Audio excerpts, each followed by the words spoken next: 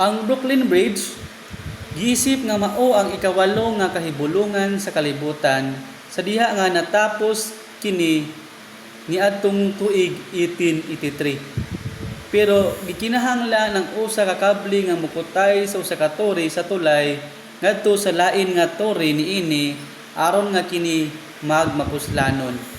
Gidugangan ang mga alambre niini hangtod nga mibaga kini og gisalapid sa laing tulo pa ka kable. Ang mga kable nga gilangkuban sa 5,000 ka mga alambre mitabang sa pagsuporta sa pinakataas nga tulay niadto nga panahon. Ang nagsugod nga usa lang kagamay nga proyekto nahimo nga usa ka dakong bahin didto sa Brooklyn Bridge. Ug nga ang kinabuhi usab ni Hesus nagsugod usab nga gamay, usa ka gamay nga bata o gitawag nga Senyor Santo Niño o balaan nga bata nga gipahigda sa usa ka pasungan sa usa ka gamay usab nga lungsod.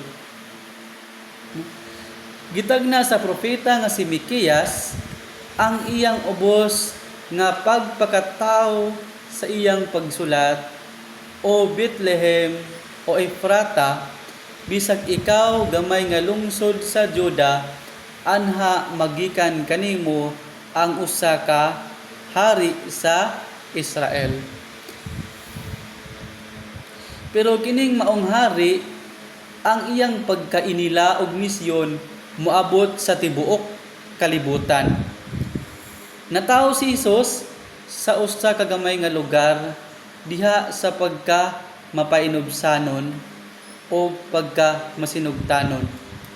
Og ang iyang kinabuhi natapos sa diha nga nagpaubos siya og nagmasinugtanon hangtod sa iyang kamatayon sa cross.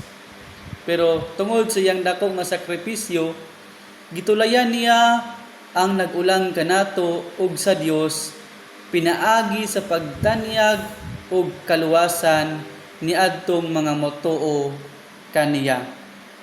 Ginaot nga dawaton nato ang dakong regalo sa Dios diha kang Hesus pinaagi sa pagtuo.